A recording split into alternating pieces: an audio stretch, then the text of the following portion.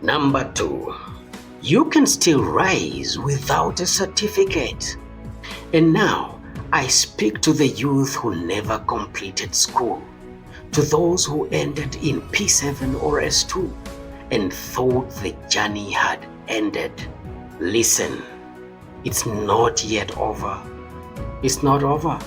Or I said it's not over. Across Uganda, in Gulu, Masindi, Rukungiri, and beyond, Zonal Industrial Hubs are transforming lives, where young people like you are learning carpentry, baking, metal fabrication, and many more skills free of charge. No certificate, no problem. You walk in empty-handed, you walk out with a skill, a trade, and a certificate. And by the way, a certificate that is equivalent to Senior 4.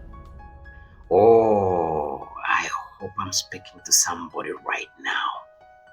I know of a girl in Fort Portal was once mocked for being a school dropout. Today she owns a tailoring shop, employs 2 others, and supplies uniforms to schools. What is your excuse?